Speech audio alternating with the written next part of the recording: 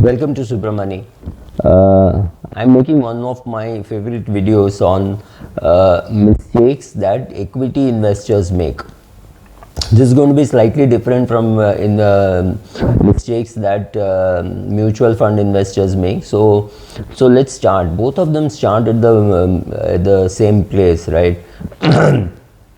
I've written a book on goal-based investing, right? So here you can be rich too with goal-based investing. So the first step which you have to take in any journey is to make a map. The first step that you have to take in investment, any investment that you make, is to have your investment goal very clear. If you do not have your investment goal very clear, it is like saying, I want to go out, but I don't know where to go. Take any simple act. Even if you want to go out and eat, you have to first decide whether you want to eat Chinese food, Indian food, continental food, right? Do you want to drive? Do you want to walk? Do you want to order out? Do you want to go there and eat, right? So all these questions have to be answered even before doing a simple act of eating. And this, if you're eating in a group, you have to call people, put up on WhatsApp messages, right? And then coordinate. Similarly, for investing, if you do not know the goal for which you are investing, you are already in trouble, because it's only your goal which tells you what should be your time horizon for which you are investing. Are you investing for 1 year, 3 years, 5 years, 27 years, right? If you do not know that, then you're just buying some ad hoc shares and saying, if it appreciates, I will sell. If it does not appreciate, I will hold, or things like that. It becomes too vague. And at the time of having to sell it, you wouldn't know how to, whether to sell it, whether to hold it, how long to hold it, right? None of that you will know. So first is to have an investment objective very clear as to why you are buying that particular share, right? Or why you are investing at all, right? Are you investing for your child's marriage? Are you investing for your child's education? Are you investing for your own retirement? Because if your child is already 15 years old, then your child's education fund is required in the next 3 years or 6 years or 7 years. That's it. So it's just 7-year time frame.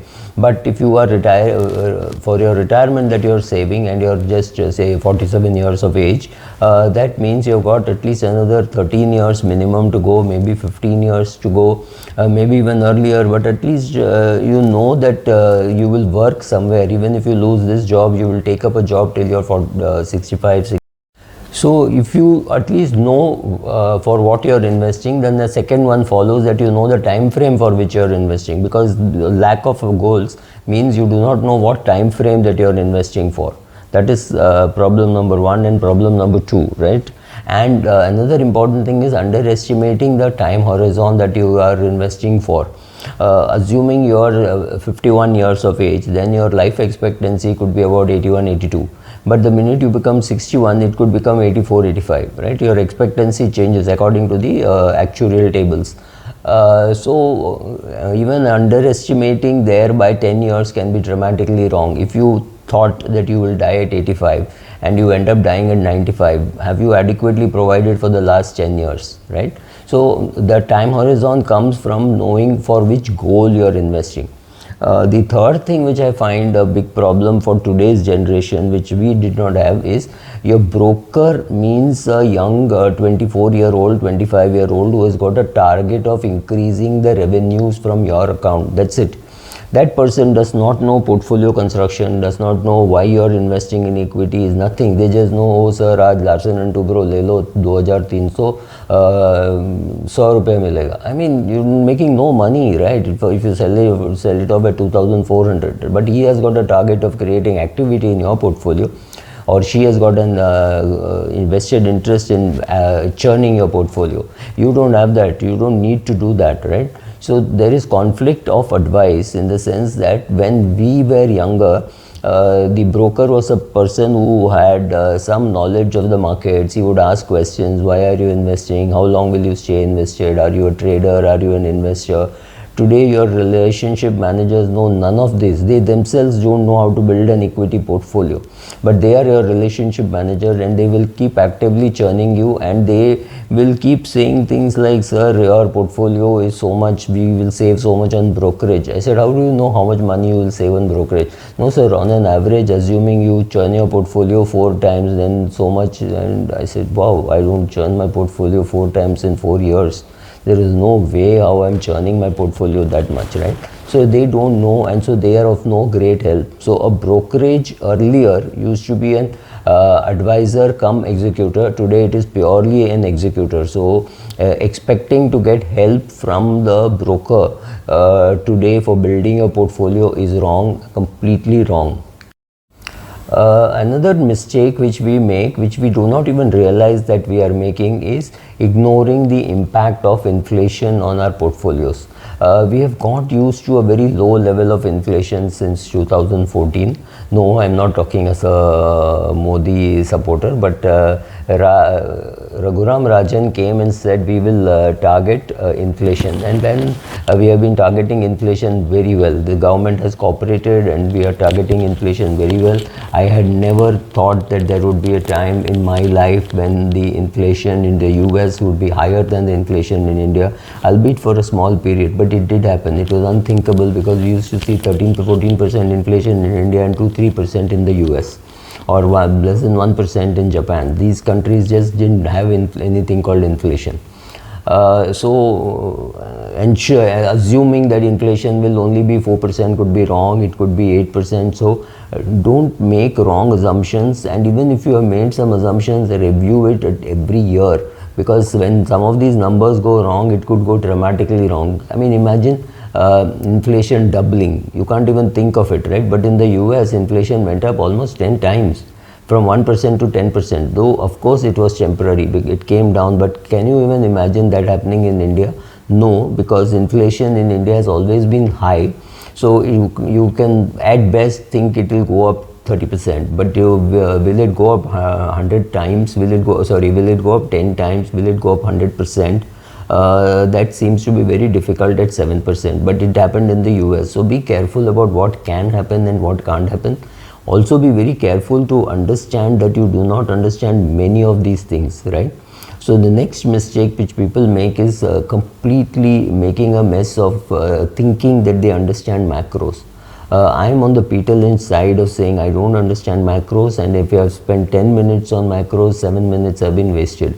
Macros don't really matter, because in the short run your macros won't matter. In the long run, you can't change too much about your macros. So if you want to look at macro, look around yourself. Everybody around you has shifted to a bigger house, bigger car, more vacations in India, vacations abroad, expensive vacations, right? Everybody's standard of living in terms of cash has definitely gone up. So are you worried? Should you be worried about the macros? I don't think you should worry too much about the macros, simply because we don't even understand how macros will work.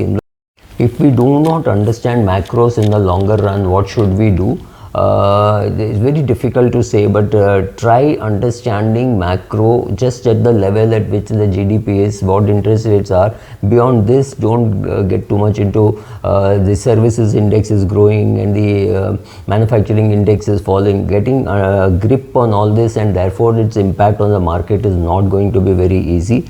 Make an attempt, but please understand that you're very vulnerable to your lack of knowledge of those things, right? Another thing is most people who buy equities have no clue how to create a portfolio.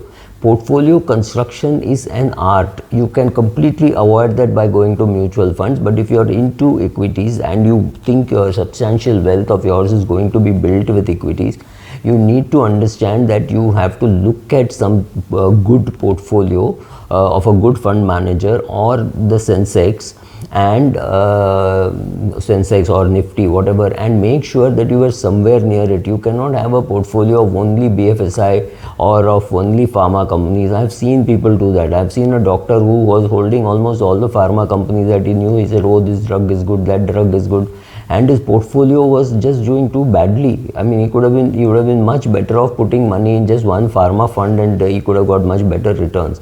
He had made a big mess by having 20-30 companies. I didn't even realize that so many listed companies exist in pharma till I saw his portfolio. So understanding which share to buy, how much to buy, and constructing your portfolio, which includes portfolio sizing, is not going to be very easy, and you have to be willing to sit and learn. If you don't learn, you will make a big mistake. So you will get biased towards your business. For example, if you're a banking person, you will have a lot of banks in your portfolio. If you are a software person, you will have a lot of software in your portfolio, or a combination of two, because saying, oh, I am a banker but I understand software, or vice versa, or the reverse, whatever, but you will end up not having any pharma. And if you're a doctor, you will have only pharma, saying I understand pharma, and you will not have anything else. So this cannot happen. So your portfolio construction has to be as per a plan and well executed. You can go overweight a little bit here and there, but you cannot be completely eliminating certain important industries. Even having even after having a long-term strategy of investing, sometimes you get carried away by some short-term happening in the market. For example, you are very clear that you have invested for your retirement, and this was 2019 November. So you put in, say, 30% of your money or 50% of your money, and the remaining money was going through a systematic transfer plan. Then March 2020 happened, COVID happened, and the market fell. You panicked and you removed the money. Perfectly possible that we all will have done that, especially if we have a big stake in the equity markets, right, far beyond our capacity. So if you are unable to sleep with the asset allocation that you have done, it means you have got too much money in equity. You need to have lesser money in equity maybe, but because you were worried about the short-term volatility, you removed all the money from equity, or you read some article somewhere saying, oh, this fund house has done badly, so you should remove all the fund, all the schemes of that fund house, which was stupid advice, but it was available in the market. You reacted on the basis of FOMO. You were worried that what will happen if the market continues to fall like this, and you removed exactly in April 2020, where market was at its nadir. That was a great time to be investing, but you did the reverse. You started withdrawing all the money and keeping it in a bank FD, right? So that is the most obvious reaction when you hear of a worldwide panic of some illness. But come September and you realize that it was a huge mistake, but you were afraid. You were saying, oh, second wave, third wave, fourth wave, and so you didn't invest till the markets went up much higher. Do these things happen? Yes. So abandoning your long-term strategy for something which happened in the short term is very bad and can be very hurtful, because in the short term markets are very volatile. Based on that, you cannot take a 20-year decision. In the long run, you would have got your 15% or 16%, which is very good in a country where inflation is 7%. But because you panicked at the wrong time, or you panicked at all, that return was lost. And why did you panic? You panicked because it was a short-term event which marred your view on the in the long term in the market, and therefore you got out, right? So this bad timing simply because you panicked is bound to happen. You have to learn to control your nerves if you are a good equity investor. That is what I'm saying. The ability to judge risk, what risk hits which part of your portfolio, is very important for an equity investor.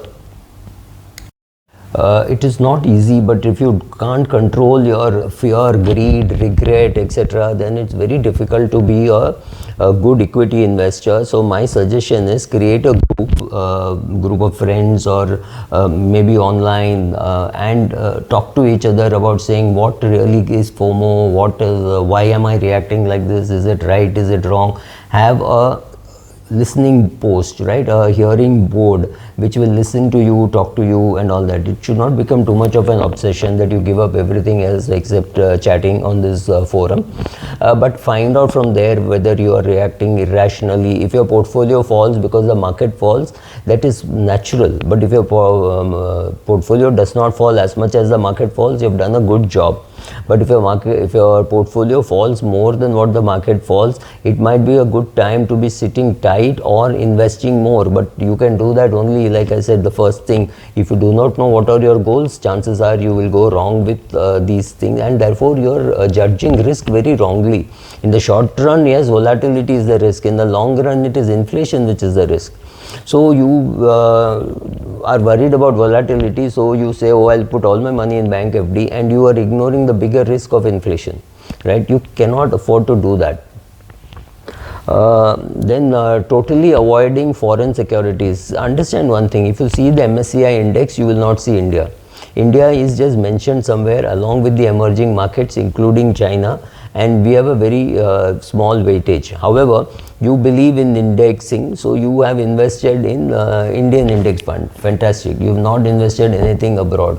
That might be a wrong thing to do, simply because we are a global economy, but you might as well take a stake in, say, China, in Japan, in Taiwan, and there are funds like this available, which are fund of funds where you have to put in the money and the fund manager will allocate between different countries, or some advanced or developed country index fund. I think there is something like that, rather than try doing direct equities, but some small portion, 10%, 15%, like how you would put in debt or gold, that should be in foreign securities also. You cannot afford to ignore the US market, whether you like them or don't like them, right?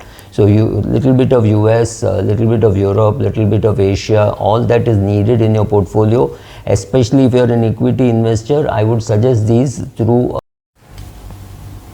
One more thing to be considered is, should you have only mutual funds in a big portfolio? I would think no. I would think you should have equity, and this video is being made for equity players, but I would think you should also have mutual fund, because certain asset classes it is almost impossible to reach out on your own, right? Can you invest in REITs abroad? Can you invest in a foreign debt? Can you invest in a bunch of foreign companies? Can you invest in, say, all the tech majors, right? You cannot invest through, you can't invest into Facebook and Google and all of them, right? It's very difficult to. So should you invest in a tech fund, or you just invest in a global fund, or you invest in one US fund, one China fund, one Japan fund, and a global index?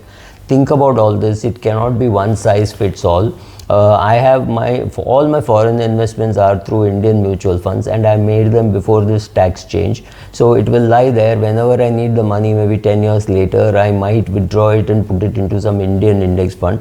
Till then, let it be there, because withdrawing is easy, but if I invest back, then all the growth there will get taxed as current income. So considering taxation, considering all that, it is necessary that you should have some portfolio in mutual funds, but keeping all money only in mutual funds without equity is also bad, because you miss out on some companies which will never make it to the portfolio of a fund house. For example, LMW, very unlikely that it will have a sensible amount of shares in any fund, simply because it's too big a share, very volatile, very illiquid, so none of them will build a position. Will they be able to sell 50 crores worth of LMW in a day? Extremely doubtful, right? So will big funds invest? No. So that is the best way for you to buy a Bosch or an MRF or any of those shares which you think the funds will never own, right? So these were some of the mistakes.